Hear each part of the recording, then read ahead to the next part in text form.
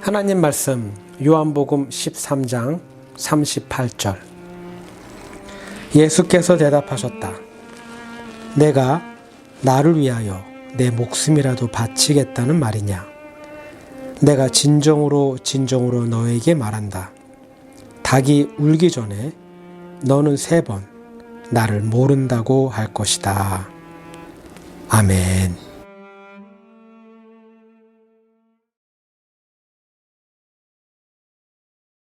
(3일) 전입니다. 3일 전이죠. 3일 전. 11월 7일 목요일에 대한민국의 대통령이 대국민 담화와 기자회견을 열었습니다. 이 자리에서 대통령은 국민에게 머리 숙여 사과했습니다. 머리 숙여 사과를 했어요. 사람은 누구나 실수를 할 수 있습니다. 그렇죠? 사람은 누구나 실수를 할 수 있어요. 그리고 그 실수에 대해 사과를 구하고 용서를 받을 수도 있습니다. 그리고 다시 기회를 주어서 잘할 수 있도록 격려를 하고 지지를 할 수도 있습니다. 근데요, 그 반대. 사과를 해도 마음이 돌아서지 않는 경우도 있습니다. 모든 일에는 시작이 있습니다. 모든 일에는 시작이 있어요. 좋은 일에도요, 그 시작이 있고요. 나쁜 일에도 그 시작이 있습니다. 좋은 일도요, 처음부터 눈에 띄게 좋아 보이진 않습니다. 그 시작이. 나쁜 일도 마찬가지입니다.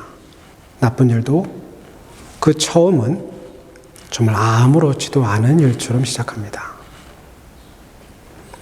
지극히 개인적인 생각이지만 저는 대한민국 대통령이 결국에는 국민들 앞에 사과할 수밖에 없는 실수와 잘못을 저지른 그 시작이 있었고, 그 시작은 2022년 9월 22일이라고 봅니다.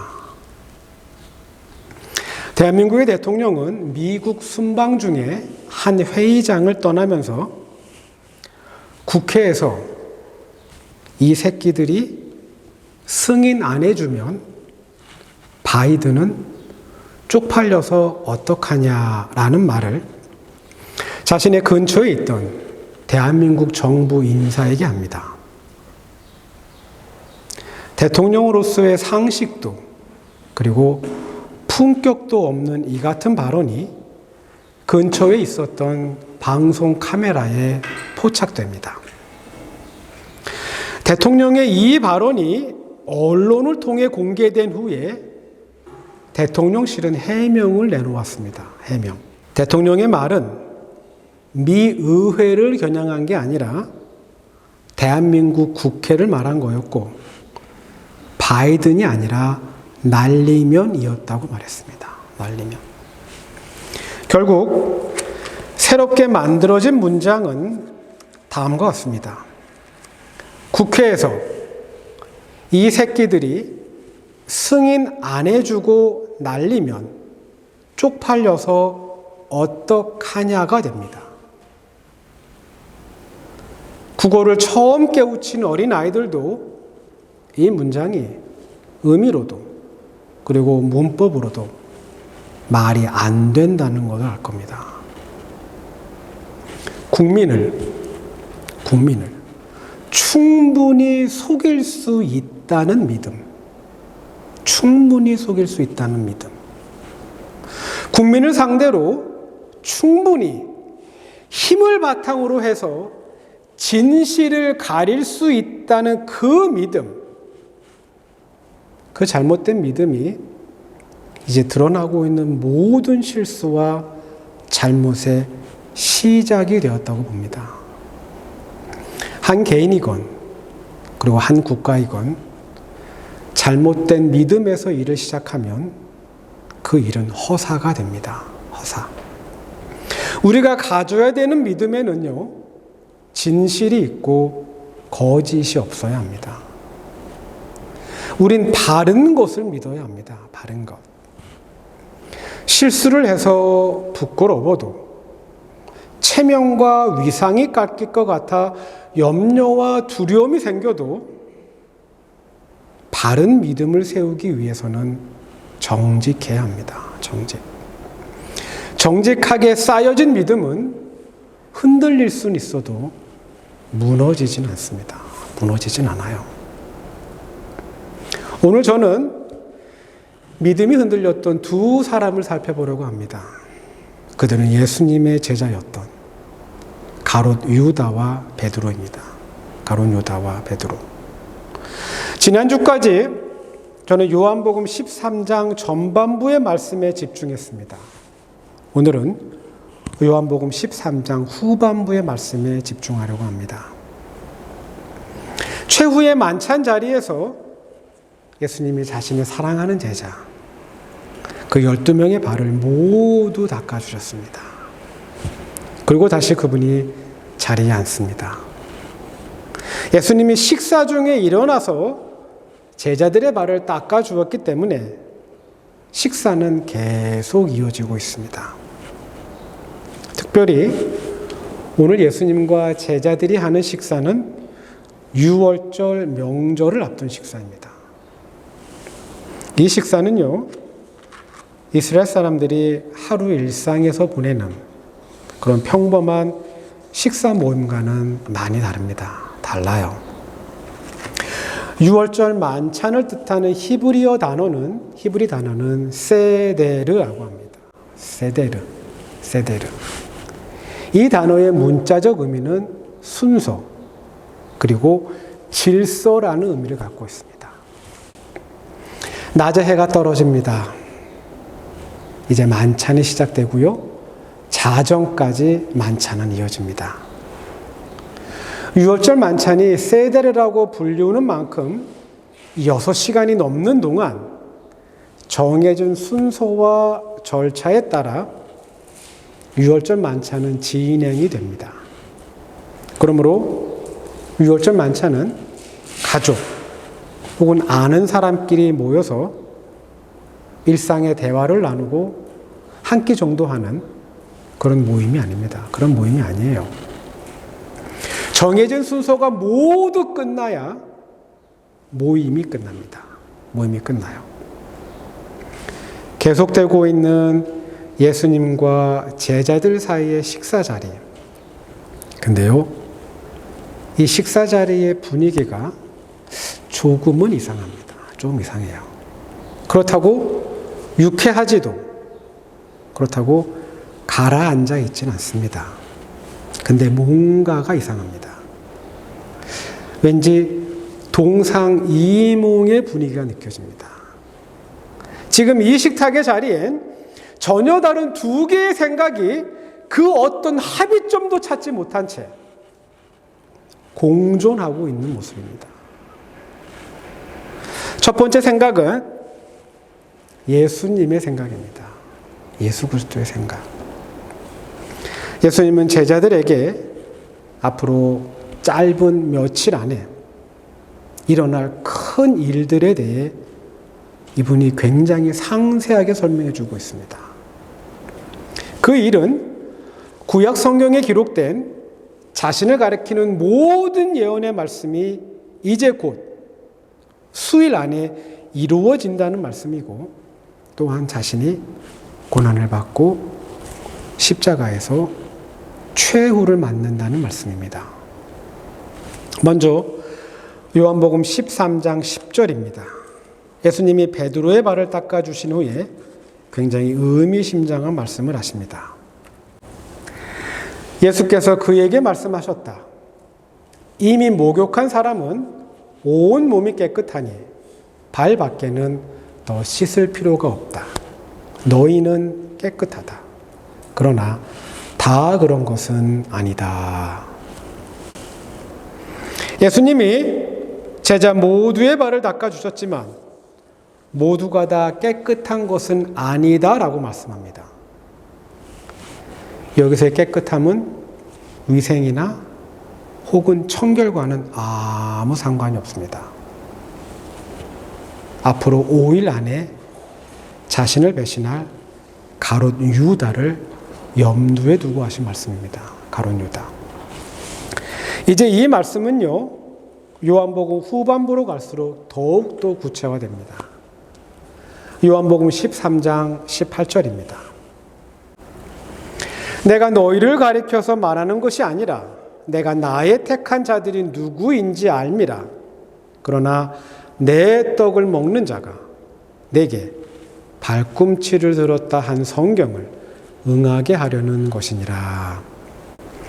여기서 예수님이 언급하신 성경 말씀은 시편 41편 9절의 말씀입니다. 나의 신뢰하는 바 내 떡을 먹던 나의 가까운 친구도 나를 대적하여 그 발꿈치를 들었나이다. 발꿈치를 들다. 발꿈치를 들다. 이 표현은요, 이스라엘 사람들이 속담처럼 사용하는 말입니다. 그들이 사용하는 관용 어구예요. 자신이 키우는 짐승이 주인을 향하여 뒷발질하는 모습을 묘사한 겁니다. 그래서 이 단어의 의미는 대적하다, 대항하다, 그리고 배반하다의 의미를 갖고 있습니다. 배반하다. 이제 예수님이 아주 구체적으로 너희 가운데에 한 사람이 나를 배반할 거다라고 말씀해 주고 계신 겁니다. 요한복음 13장 21절입니다. 이제 그 배신이 어떤 건지 예수님이 구체적으로 제자들에게 가르쳐 줍니다. 예수께서 이 말씀을 하시고 나서 마음이 괴로우셔서 환히 드러내어 말씀하셨다. 내가 진정으로 너희에게 말한다. 너희 가운데 한 사람이 나를 팔아 넘길 것이다. 사랑하는 제자들과 마지막으로 하는 유월절 만찬 자리, 예수님의 마음이 편하지가 않습니다. 그분의 마음이 불편하세요. 앞으로 5일 안에 벌어지는 그 많은 일들이 그분에게 무거운 돌덩이가 되어 그분의 마음을 힘껏 누르고 있습니다. 충분히 하늘의 천군 천사를 불러서 많은 이스라엘 사람들이 기대하는 것을 이룰 수 있지만 그분은 힘없는 어린 양이 되어 무능하고 한심한 사람처럼 고난과 고통을 겪고 십자가에서 마지막을 맞을 겁니다. 사랑했던 제자들, 사랑하는 제자들, 그리고 한결같은 마음으로 지지하고 따라와 주었던 예루살렘과 갈릴리의 연인들, 이들이 입을 충격과 공포 그리고 절망이 예수님의 마음을 너무나 힘들고 무겁게 만들었을 겁니다. 답답함과 괴로움이 예수님의 머릿속에 가득했다면 과연 제자들도 같은 생각이었을까? 이제 곧 스승을 잃어버린다는, 더 이상 스승을 만날 수 없다는 그 안타까움과 두려움이 이들의 마음속에도 과연 있었을까? 그 답은 요한복음 13장 28절에 나옵니다. 예수님이 너희 가운데 한 사람이 나를 팔아 넘길 것이다 말씀하십니다. 베드로가 이 말을 듣고 그 사람이 누구인지가 궁금합니다. 이번에도 예수님은 그분이 늘 사용하셨던 어떤 비유나 은유 없이 그런 걸 일절 사용하시지 않고 정말 훤히 알 수 있도록 그가 누구인지를 정확하게 가르쳐 줍니다. 예수님이 내가 빵 한 조각을 적셔서 주는 사람이 나를 배신할 사람이다 라고 말씀하신 후에 빵 한 조각을 적셔서 가롯 유다에게 줍니다. 그리고 예수님이 가롯 유다에게 말합니다. 너가 할 일을 어서 하여라. 이제 비로소 제자들은 좀 알아야 합니다. 알아야 돼요. 예수님이 왜 구약의 말씀을 인용하시면서 자신들에게 정말 무엇을 말씀하고 싶어 했는지, 유월절 만찬을 계속 이어나가면서 앞으로 일어날 일들에 대해 정말 자세하게 말씀해 주셨는데 그 이유를 알아야 합니다. 근데요, 제자들은 알지 못합니다. 몰라요. 예수님이 십자가 위에서 비참한 최후를 맞게 된다는 것을 알아야 하고, 그리고 사흘 후에 약속하신 대로 부활하셔서 하늘로 올라가신다는 것도 기억해야 합니다. 근데요, 제자들은 예수님이 했던 말씀, 그리고 방금 전에 알려주셨던 말씀, 깨닫지도, 그리고 기억하지도 못합니다. 요한복음 13장 28절입니다. 그러나 거기에 앉아 있는 사람들 가운데서 아무도 예수께서 그에게 무슨 뜻으로 그런 말씀을 하셨는지 알지 못하였다. 여전히 제자들의 마음은 예수님의 생각과는 상관없이 스승과 함께 예루살렘에 입성한 후에 누가 더 큰 권력을 갖게 될 것인지, 누가 스승님의 오른쪽과 왼쪽 자리를 차지할 것인지, 누가 더 큰 사람인지, 그들의 마음속에 있었던 건 자리 다툼과 서열 정리에 대한 온갖 관심을 쏟고 있었는지 모릅니다. 그래서 베드로는 내가 지금 가는 곳에 너는 따라올 수 없다는 예수님의 말을 듣고 조금 격양된 억양으로 대꾸했을 겁니다. 베드로가 예수께 말하였다. 주님, 왜 지금은 내가 따라갈 수 없습니까? 나는 주님을 위하여서는 내 목숨이라도 바치겠습니다. 이제 우리 모두가 알고 있는, 우리 모두가 너무나 잘 알고 있는 그 유명한 말씀, 그 말씀을 베드로는 예수님에게서 듣게 됩니다. 너가 닭이 울기 전에 나를 3번 모른다고 부인할 것이다. 예수님의 말씀대로 베드로는 3번 예수님을 부인합니다. 마태는요, 작은 어린 소녀의 질문에도 베드로가 부인했다고 기록했습니다. 작은 어린아이가 질문했는데 그 아이의 질문에 베드로가 예수님을 모른다고 부인을 한 거예요. 그리고 마지막 3번째 부인을 할 때는 나사렛 예수를 저주하고 맹세하면서 모른다고 부인합니다. 어떻게 이런 다른 진술이 가능할까? 어떻게 든 다른 진술이 가능할까? 며칠 전까지만 해도 예수님이 가는 곳은 어디든 가겠다고 장담을 해놓고 왜 이번에는 예수님을 저주하면서까지 모른다고 부인할까? 여러분, 그 이유는 간단합니다. 간단해요. 베드로의 믿음이 흔들렸기 때문입니다. 그의 믿음이 흔들렸기 때문이에요. 베드로가 예수님이 가는 곳은 어디든 따라갈 수 있다고 자신만만했던 건, 그는 예수님이 예루살렘에 올라갔을 때 그분이 십자가를 지고 돌아가실 거라 그는 절대 생각하지 못했을 겁니다. 생각을 못했을 거예요. 분명 베드로는 이번에 예수님이 예루살렘에 올라가시게 되면 그 콧대 높은 유다 사람들의 영접을 받고 로마 총독을 만나 이스라엘의 독립을 선언하면서 다윗 왕위를 잇는 예수의 왕국을 기대했을 겁니다. 예수의 왕국. 그리고 이를 방해하는 모든 세력을 기적과 이사를 통해 무력화시키고 그 예수님의 놀라운 기적, 그 무한한 능력을 기대하면서 그의 기분은 한껏 들떠 있었을지 모릅니다.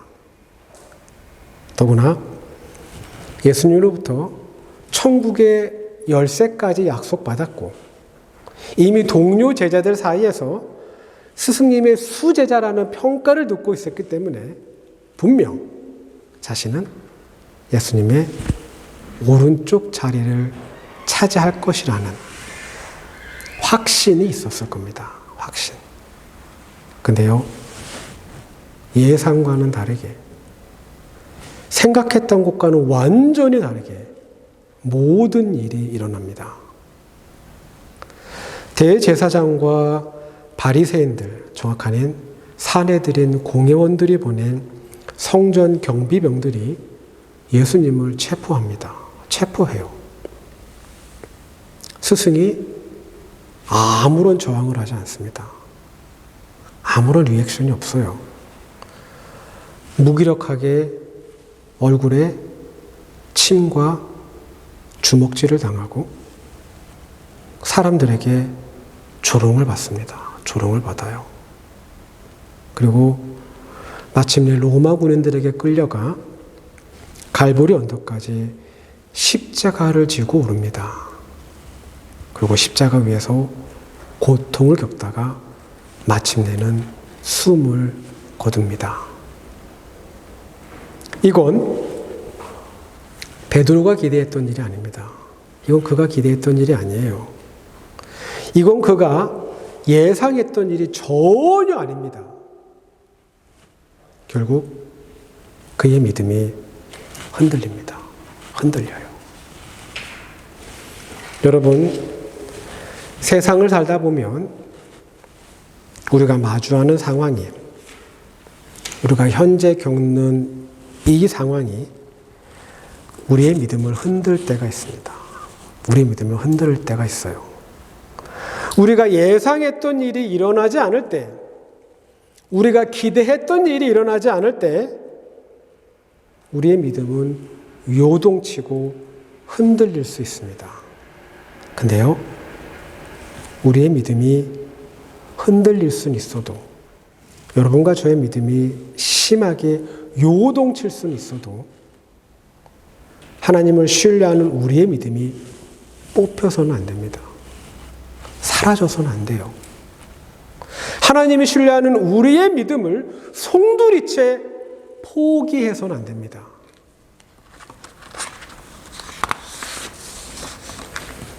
유월절 식사 자리에 예수님의 마음이 더욱 무거웠던 건 사랑하는 제자 가롯 유다와 베드로, 이 두 사람 모두 믿음이 흔들립니다. 심하게 흔들려요. 그리고 한 사람은 믿음을 포기합니다. 한 사람은 심하게 흔들렸지만 믿음을 지킵니다.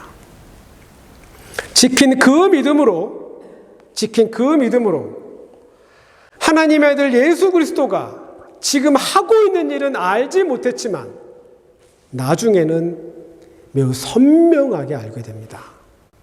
그리고 그 믿음을 지켰기 때문에 초대교회의 반석이 되어 전 세계로 복음이 전파되는 위대한 일을 감당합니다. 우리의 믿음은, 여러분과 저의 믿음은 아무리 견고해 보여도, 내가 진짜 강한 믿음을 갖고 있다 확신할 수 있어도 우리가 마주하는 상황에서, 우리가 직면하고 있는 어려움 앞에서 충분히 뿌리채 흔들릴 수 있습니다. 흔들릴 수 있어요. 그러나 우리의 믿음은, 우리가 하나님을 신뢰하는 그 믿음은 한결같아야 합니다. 흔들릴 수 있지만 한결같아야 해요. 흔들릴 수는 있어도 포기해서는 안 됩니다. 포기하면 안 돼요. 여러분과 제가 사는 동안 굳게 붙잡아야 할 게 있다면 그건 바로 믿음입니다. 믿음. 하나님을 향한 그 믿음. 어떤 환경과 상황 속에서도 그분은 나와 함께하고 있고 나를 지켜주고 나를 도와주실 거라는 그 믿음. 내 삶의 구원과 회복의 은혜를 베풀어 주실 거라는 바로 그 믿음. 때때로 이해할 수 없는 일을 겪을 겁니다. 그리고 예상 밖의 어려움도 만날 겁니다. 그러나 주가 나의 도움이시라는 그 믿음을 꼭 지켜나가시기를 부탁드립니다. 기도합니다.